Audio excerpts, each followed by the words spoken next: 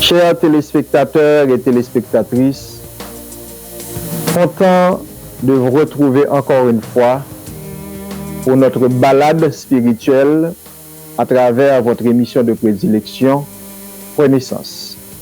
Désormais, vous suivez Renaissance sur toutes les pages de R9 Web Media. Donc, vous pouvez nous suivre soit sur TikTok, soit sur Facebook, soit sur YouTube et pourquoi pas sur les 3 pages à la fois.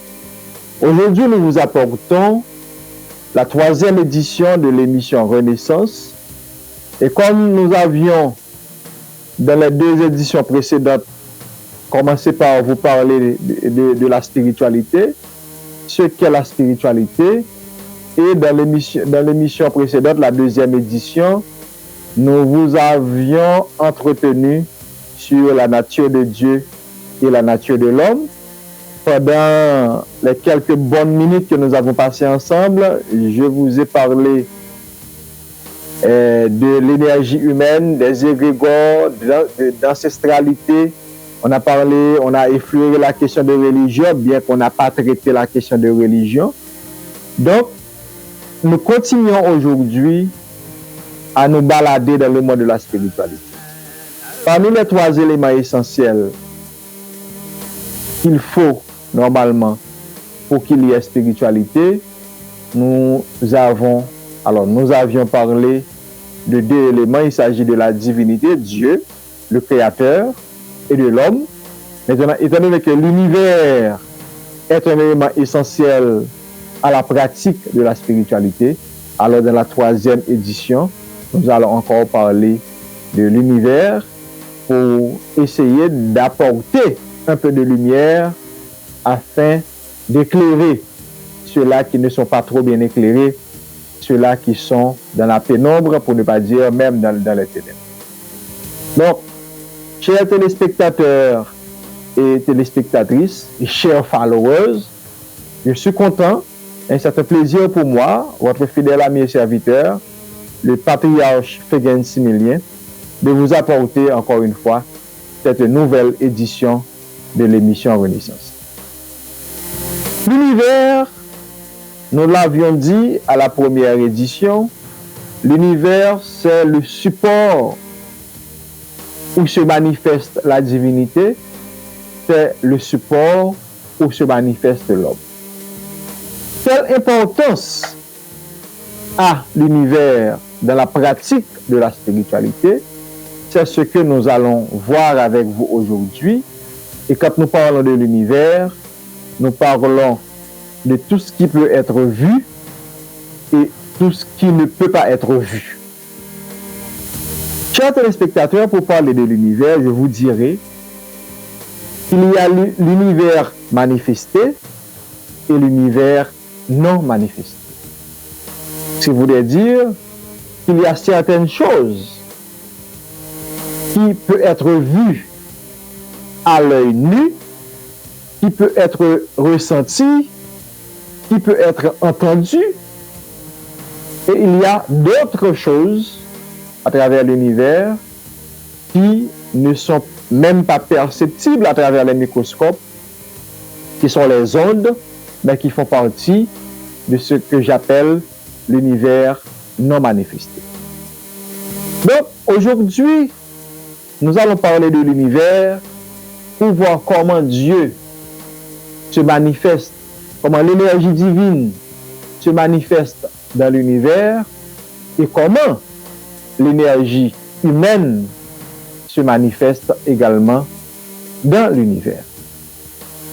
Vous allez comprendre, chers téléspectateurs, comme je l'ai dit la dernière fois, l'énergie divine, pour arriver jusqu'à nous, jusqu'à ce plan, c'est une condensation qui a été faite. Donc, l'énergie divine, en se condensant, elle perd un peu de sa potentialité, de sa puissance, de sa force, jusqu'à devenir matière. Donc, nous-mêmes, qui sommes en partie matière, donc nous devons, tôt ou tard, à travers même cet univers, nous débarrasser de cette matière pour retourner vers la divinité. Quand nous parlons de l'univers, nous devons considérer, chers téléspectateurs et téléspectatrices, dans ce que j'appelle l'univers non manifesté, l'univers manifesté, notre système planétaire, le système des planètes. Il y a également les constellations qu'il faut considérer. Alors aujourd'hui, il faut être clair, très clair. Je ne vais pas faire une émission sur l'astronomie ni sur l'astrologie, mais on va effleurer l'astrologie un peu pour voir comment, n'est-ce pas, les astres que sont les étoiles, les astres que sont les planètes ont une incidence sur le fonctionnement de l'homme et comment également le fonctionnement des humains, de l'humanité, a une incidence sur le système planétaire, sur l'univers.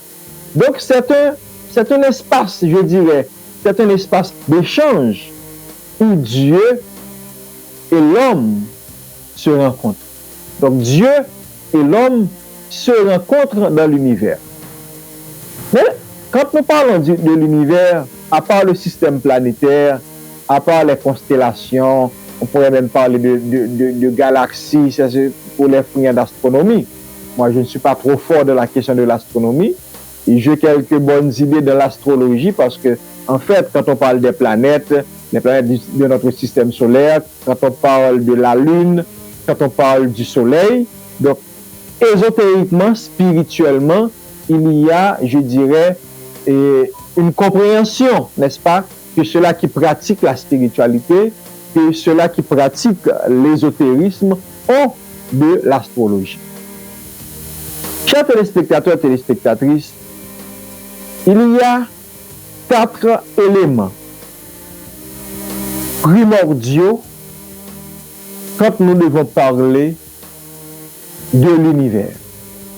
4 éléments primordiaux. Il s'agit de l'élément feu, de l'élément terre, de l'élément air et de l'élément eau.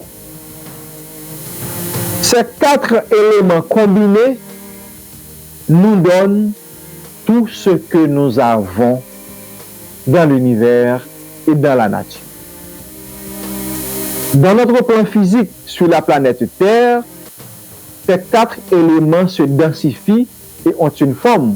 Vous connaissez la forme du feu, vous connaissez la forme de l'eau, vous savez comment l'air se manifeste et la terre que vous foulez sous vos pieds, vous savez que la terre vous soutient. Donc, chers téléspectateurs et téléspectatrices, l'espace physique, c'est l'espace de la manifestation la plus ultime de la divinité.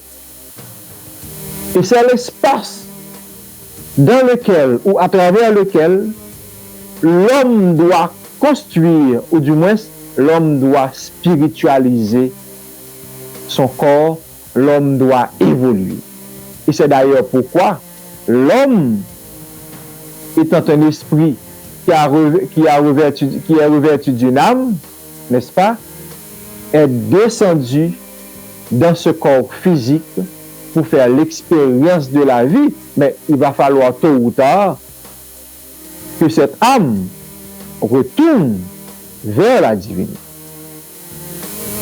Dans les cultures assez différentes, dans les religions, dans les civilisations, cela a toujours été expliqué selon les époques. Mais nous, à l'époque où nous vivons, nous comprenons, n'est-ce pas, ce retour, encore une fois, de la façon dont il est expliqué à travers telle cosmogonie ou à travers telle autre cosmogonie. Mais ce que nous devons retenir aujourd'hui, c'est que l'énergie divine, le Dieu créateur un, se manifeste depuis sa demeure céleste jusqu'à qu'à notre plan physique, en passant par tout ce qu'on a, en passant par l'univers. Moi, dans cette émission, je parle d'univers, mais si on veut aller plus loin, d'autres parlent de multivers. Mais comme nous devons considérer que l'émission Renaissance est faite pour aider les humains, ceux-là qui ont besoin, qui ont soif de spiritualité, ceux-là qui ont soif de retrouver leur origine, eh bien, nous allons parler de notre univers. Nous n'allons pas parler de ceux qui ne nous concernent pas. Donc, aujourd'hui, dans cette 3e édition de l'émission Renaissance, la question de l'univers, qui est l'espace de manifestation de la divinité, est importante parce qu'il nous faut comprendre. Je vous ai dit qu'il y a 4 éléments. À part les 4 éléments, il y a les 4 saisons. Disons-le comme ça, il y a les 4 saisons, à savoir l'hiver, le printemps, l'été, l'automne et l'hiver. Selon l'espace sur lequel vous vivez, on peut dire qu'il y a 4 saisons ou qu'il n'y a pas 4 saisons. Par exemple, pour nous qui vivons en Haïti, on dit souvent qu'il n'y a pas 4 saisons. Il y a une période où il fait très chaud et une période où la température est plus ou moins modérée. Donc, on a essayé de séparer. Cependant, si nous devons considérer la nature dans sa relation avec nous, nous allons considérer qu'il y a 4 saisons. Si nous devons voir et considérer, par exemple, la saison des fleurs, la saison des récoltes, la saison où les feuilles tombent et la saison où il fait sec et plus ou moins froid. Et en Haïti, malgré nous sommes dans un climat tropical. Donc, il est important, chers téléspectateurs, chers followers, que vous compreniez que nous, les hommes, nous faisons partie de la nature. Et la nature, nous pouvons dire que la nature est notre parure. Nous allons prendre l'exemple d'un enfant dont la maman a donné naissance au mois de janvier ou de février, dans la période où il fait plus ou moins froid en Haïti et dans beaucoup de pays de l'hémisphère nord,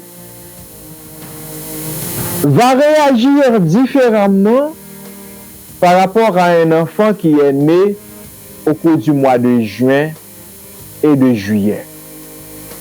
Un enfant qui est né au cours du mois de mars-avril va avoir un comportement, un tempérament qui est plus ou moins différent de celui qui est né, par exemple, au cours du mois de septembre et au cours du mois d'octobre. Et là, nous faisons apparaître, comme nous parlons de l'univers, nous faisons apparaître les constellations. Et les 12 constellations les plus connues, à savoir, nous parlons de la constellation du Bélier, après le Bélier, on parle du Taureau, après le Taureau, on parle des Gémeaux, après les Gémeaux, on parle des Cancers, après les Cancers, on parle des Lions, après les Lions, on parle de la Vierge, après la Vierge, on parle de la Balance, après la Balance, on parle des Scorpions, après les Scorpions, les Sagittaires, après les Sagittaires, les Capricornes, après les Capricornes, les Verseaux, après les Verseaux, les Poissons, et la boucle est fermée. Donc, je viens de vous citer, chers téléspectateurs, les 12 constellations, n'est-ce pas, qui ont une incidence sur la vie sur Terre, sur la vie de tout ce qui respire sur Terre. Mais il n'y a pas que les 12 constellations. Il y a également les 7 planètes connues, n'est-ce pas? Il y a les 7 planètes connues qui ont rapport également à la vie sur Terre. Et n'en parlons pas de l'astre des astres qu'on appelle notre Soleil, le Soleil qui est le recteur de la vie sur Terre, et la Lune qui est normalement celle qui organise la vie. Celle qui organise la vie. Donc, il y a autant de choses qui est importante que vous sachiez. Et quand je vous parle des constellations, et quand je viens de prendre l'exemple d'un enfant qui est né, par exemple, dans telle période, un enfant qui est né entre le 21 et le 23 mars, qui est né au moment où le soleil vient d'entrer, n'est-ce pas, dans la constellation du Bélier. Et pourquoi je dis que le soleil vient d'entrer? Parce que vous savez que le soleil est en rotation. Et dans sa rotation, n'est-ce pas, à un certain moment, le soleil va passer presque, je dirais, en face, disons en face, ou du moins dans chaque constellation. À chaque fois que le soleil passe dans une constellation, n'est-ce pas, on dit que quelqu'un est né sous le signe 2. Par exemple, pour celui qui est né sous le signe des poissons, c'est quelqu'un qui est né entre le 20 février et le 20 mars. Vous voyez? Donc, quelqu'un qui est né entre le 21 mars et le 20 avril, on dit que cette personne est née sous le signe du Bélier. Parce que dans cette période de sa rotation, le soleil est en train de parcourir la constellation du Bélier. Si il s'agit du Bélier, le soleil est en train de parcourir la constellation des poissons, des sagittaires et des gémeaux, etc., etc. Donc, selon la période de l'année, s'il fait chaud, s'il fait froid, ou du moins s'il fait beau, les astres ont un impact sur la vie sur Terre. Et les astres dont nous parlons, la Terre en fait partie, constituent l'univers dans lequel nous vivons.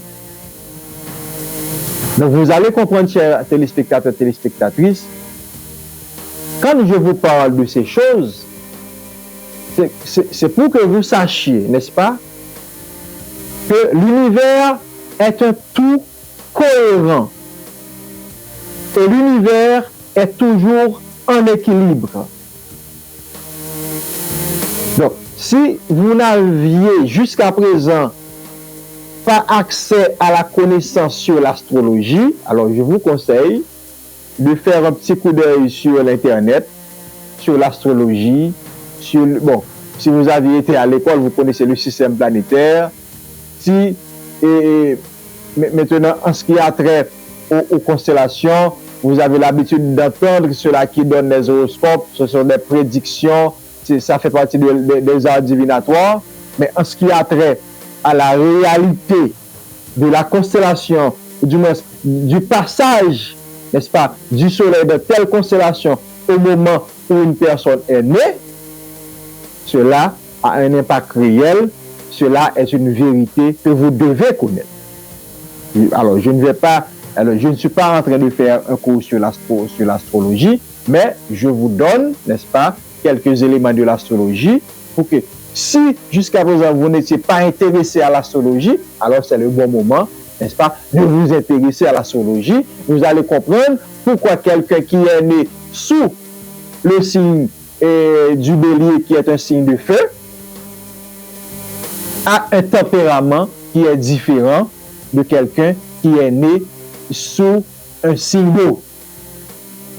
Et en parlant du signe de feu, en parlant des constellations, alors l'astrologie a divisé les 12 signes qu'on appelle le zodiaque, qui est les 12 constellations, à travers les 4 éléments. C'est-à-dire, les 12 signes du zodiaque ont été distribués selon les 4 éléments. Et voilà pourquoi vous avez 4 groupes de signes, 4 groupes de signes et 4 groupes de signes de 3 signes. 4 fois 3, 12. Donc, on va compiler par exemple les signes de feu. Les signes de feu, ce sont les béliers. Le bélier, on considère que c'est une constellation de feu. Après ça, on considère le lion comme constellation de feu. Après le lion, il y a le sagittaire comme constellation de feu. Donc, vous avez 3 signes, 3 constellations qui est considérée comme constellation de feu, donc comme 3 signes de feu. Donc quand vous avez des personnes qui sont nées sous les signes de feu, à travers les études qui ont été réalisées depuis des millénaires, on considère qu'il y a des traits communs entre les personnes qui sont nées sous les signes de feu, tout comme il y a 3 signes d'eau. Et quand je parle de signes d'eau, je parle des signes d'eau, pardon, je parle du poisson. Le dernier signe, le poisson, c'est le signe d'eau. Le scorpion, c'est le signe d'eau. Et bien le cancer, c'est le signe d'eau. Donc, les signes d'eau, le cancer, scorpion et puis poisson, à travers ces mêmes études, on a pu découvrir qu'il y a des traits communs entre les signes d'eau. Et quand il faut parler des signes d'air, à savoir les Gémeaux, les Balances et les Verseaux, les 3 signes d'air, alors on a fait le même constat qu'il y a des traits communs entre les personnes qui sont nées sous les signes d'air et les signes de terre qui sont Taureau, Vierge et Capricorne. On a vu également qu'il y a des traits communs entre les personnes qui sont nées sous ces signes. Donc voilà pourquoi on a divisé les 12 constellations qu'on appelle communément les 12 signes du zodiaque. Et puis, on a vu qu'il y avait des traits communs entre les personnes qui sont nées sous les mêmes signes. Non seulement si je suis né sous le signe des poissons, j'aurai des traits communs, pas tous les traits, mais quelques traits communs avec quelqu'un d'autre qui est né sous les signes des poissons, mais également les poissons vont avoir des traits communs avec les cancers et les scorpions qui sont également des signes d'eau. Ça, c'était pour les 12 constellations que nous avons dans notre système, dans notre univers et qui constituent notre système solaire. Il y a également le soleil, chers téléspectateurs, chères téléspectatrices. Et quand nous parlons du soleil, nous parlons de la rotation du soleil, donc nous avons le cycle solaire. Le cycle solaire, c'est un cycle de 365 jours. Mais selon l'astrologie,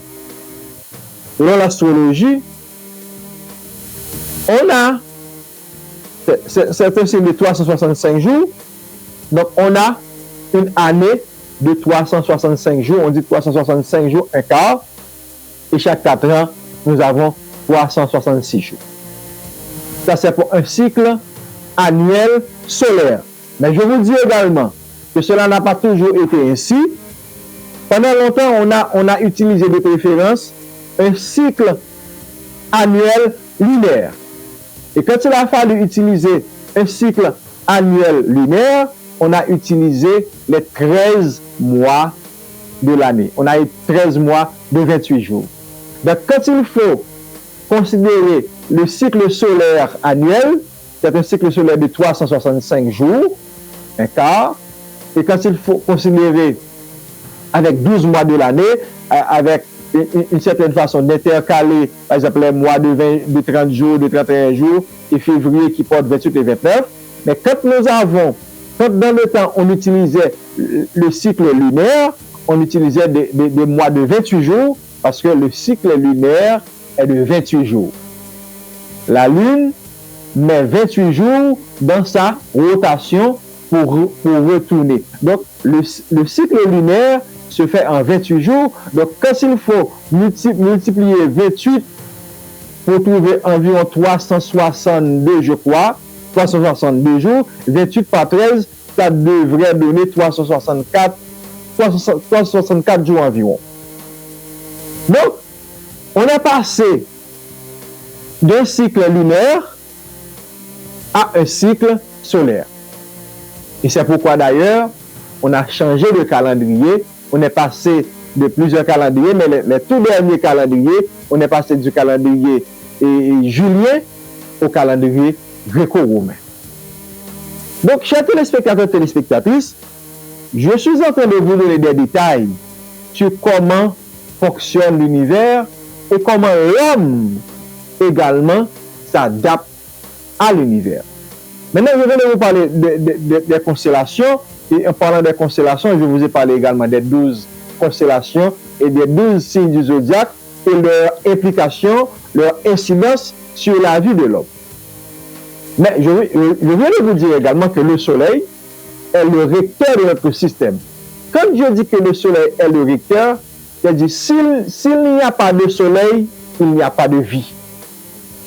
S'il n'y a pas de soleil dans notre système, il n'y a pas de vie. C'est pourquoi on l'appelle le système solaire. Donc le système tourne autour du soleil. Donc le soleil, c'est l'énergie première qui fait que notre système existe. C'est pourquoi on l'appelle le Logos. Le Logos, c'est comme si c'est notre Dieu. Et la Lune, je dirais que la Lune, c'est l'organisatrice de la vie. Si le soleil fait que la vie existe, mais la Lune organise la vie sur Terre. Donc, chers téléspectateurs et téléspectatrices, quand vous commencez à comprendre l'implication de tous les détails dans notre vie, vous comprendrez que c'est une bonne chose de rester et d'apprendre. Et comme je vous ai dit, vous ne saurez pas tout avec connaissance. Je ne pourrai pas vous enseigner tout parce que moi, personnellement, je ne sais pas tout. Dans certaines choses, j'ai des idées plus ou moins approfondies et dans d'autres choses, j'ai des idées grosso modo parce que ce ne sont pas des choses que j'ai approfondies. Mais toujours est-il, en termes de connaissance générale, et quand il faut parler de spiritualité, il faut avoir un peu de tout. Et chacun, en pratiquant une forme de spiritualité, a une préférence dans la spiritualité. Vous pouvez voir des personnes qui s'intéressent, par exemple, à l'angéologie, à l'astrologie, des personnes qui peuvent s'intéresser à l'ancestralité. Dans la spiritualité, il y a beaucoup, mais vraiment beaucoup de domaines à l'intérieur de la spiritualité.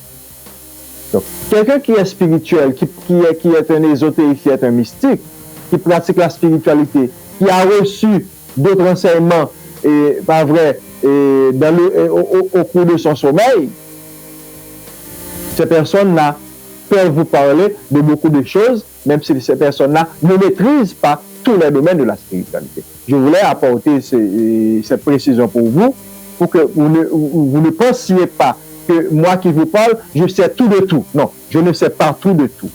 Je sais un peu de tout. Vous voyez, je sais un peu de tout. Et comme je sais un peu de tout, donc je peux toujours vous parler de ce que je sais, mais je ne vais pas vous parler de ce que je ne sais pas. Donc revenons à notre sujet, chers téléspectateurs et téléspectatrices. L'univers, je le dis, c'est l'espace de manifestation de la divinité. Et quand je vous parle du système solaire, l'énergie divine se manifeste à travers le soleil, tout comme elle se manifeste à travers les constellations, tout comme elle se manifeste à travers les planètes de notre système solaire.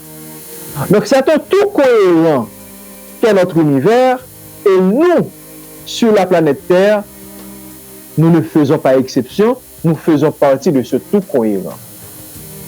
C'est pourquoi, quand nous voulons réaliser quelque chose, qu'est-ce que nous allons faire? Nous allons faire ce qui dépend de nous et nous laissons le reste qui ne dépend pas de nous à la divinité. Parce que, prenons le cas d'une personne qui prie, qui fait une prière, qui fait une demande. Quand la personne fait sa demande, la personne doit attendre. La personne doit attendre. Si la demande est une demande sincère, si la demande répond à toutes les conditions, ah oui, il y a des conditions quand vous priez. Si la demande répond à toutes les conditions, alors la demande, la prière va faire son petit bonhomme de chemin et la prière va pouvoir arriver à bon port et la personne va attendre et va recevoir ce qu'elle a demandé à la divinité. Mais ce n'est pas le sujet du jour. Quand nous aurons à parler de prière, peut-être que, pas peut-être, mais certainement nous aurons à décortiquer, pas vrai, quelles sont les qualités d'une bonne prière, d'une bonne demande. Nous le ferons, très bientôt. Ne vous en faites pas, nous le ferons.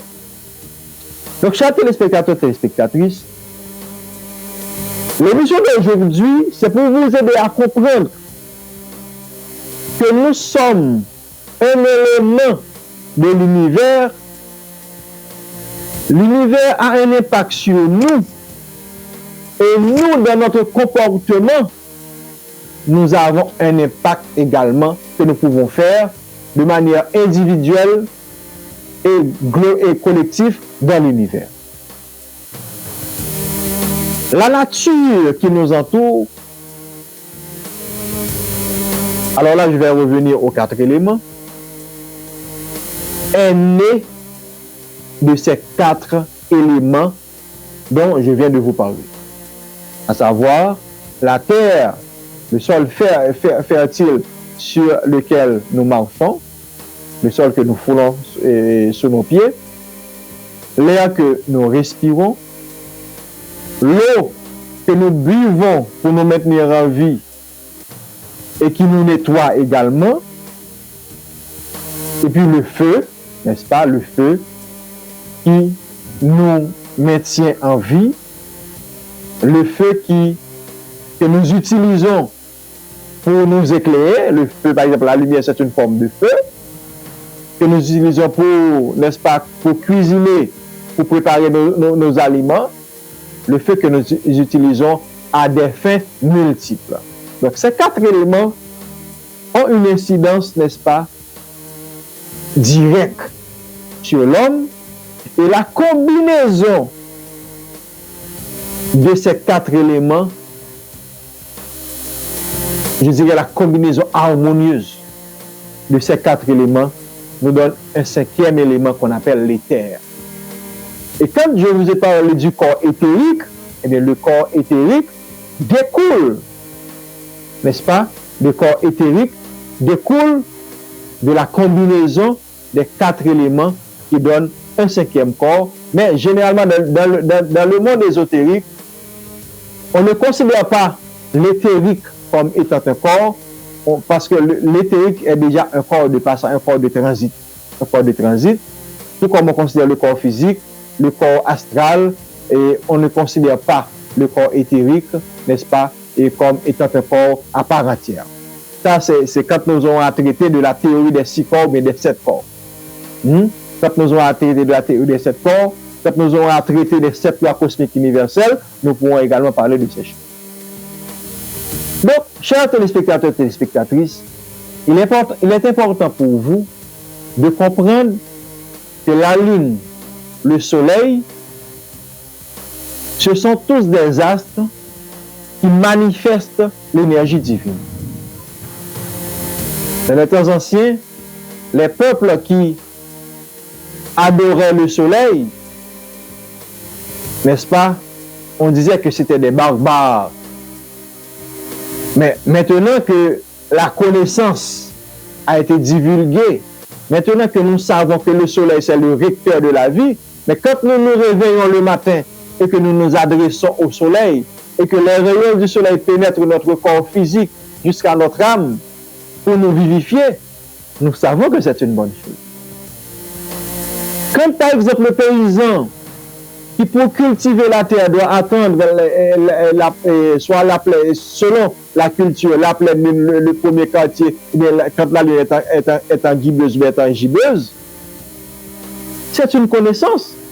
Et le paysan qui est cultivateur, il sait, n'est-ce pas, que la lune, le cycle lunaire a une importance capitale, je dirais même vitale, pour l'agriculture. Et vous le savez, pour ceux-là qui sont les insulaires, qui vivent sur l'île comme nous, vous savez que la mer, la marée haute, c'est toujours à la pleine lune.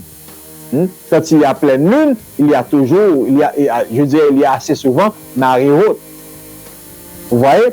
Donc, le cycle lunaire a une incidence sur les océans.